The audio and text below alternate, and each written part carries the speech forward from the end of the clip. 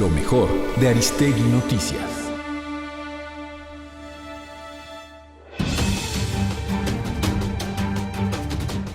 En entrevista para este espacio, el director regional de IDEA para América Latina y el Caribe, Daniel Sobato, afirmó que la década que llega a su fin este 2019 inició con muchas expectativas para América Latina, que arrancó con ritmo de crecimiento superior al 6%, pero que se ha estancado financieramente desde el 2014, por lo que volvió a crecer la pobreza extrema en la región durante este año.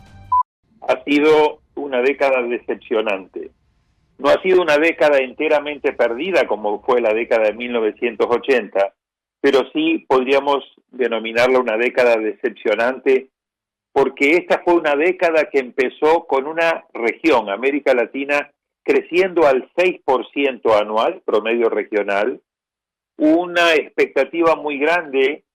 que se generó respecto de que esta podía ser la década de América Latina, como escribió en ese 2010 el actual presidente del Banco Interamericano de Desarrollo, Luis Alberto Moreno, y lamentablemente a medida que fueron pasando los años, y sobre todo después del año 2014,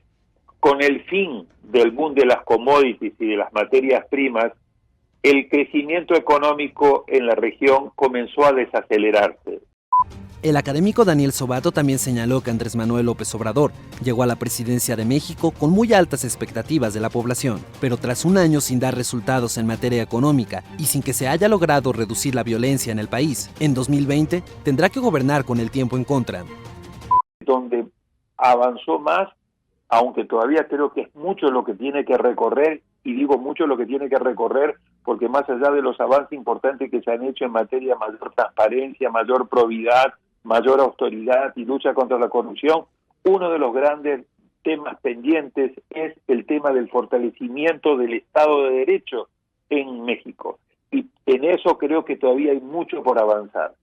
Y por el otro lado, los otros dos grandes objetivos, la reducción de los niveles altísimos de criminalidad y de violencia, y por el otro lado, lograr hacer crecer a la economía alrededor del 3 o el 4%, esos dos aspectos no se han logrado. Daniel Sobato consideró también que el gobierno interino de Bolivia decidió reconfigurar su política interna y sus relaciones internacionales de manera radical, lo que ha provocado una gran conflictividad con los gobiernos de México, España y Argentina, que tendrá consecuencias negativas para Bolivia. Yo creo que lo que estamos viendo en el caso del gobierno interino de Bolivia es que está yendo mucho más allá de su carácter interino y de este objetivo. Estar reconfigurando muchas de las relaciones en lo interno, pero también está tomando decisiones para reconfigurar de manera radical las relaciones internacionales de Bolivia. Vemos una situación creciente de conflictividad con México, con España y con Argentina, que coloca a Bolivia en una situación muy difícil. Yo espero que esta situación el gobierno interino la desescale y pueda tratar de buscar un mejor entendimiento. De lo contrario, me temo que es una situación que puede tener consecuencias muy negativas, particularmente para el gobierno interino de Bolivia. En otro tema, la periodista colombiana Viviana Bello habló del asesinato de más de 700 líderes sociales en Colombia, tras firmar los acuerdos de paz entre las FARC y el gobierno de ese país, cifra que es mayor en la zona que antes controlaba la guerrilla y que ante la ausencia del gobierno central hoy se enfrenta a la violencia de las bandas criminales y paramilitares.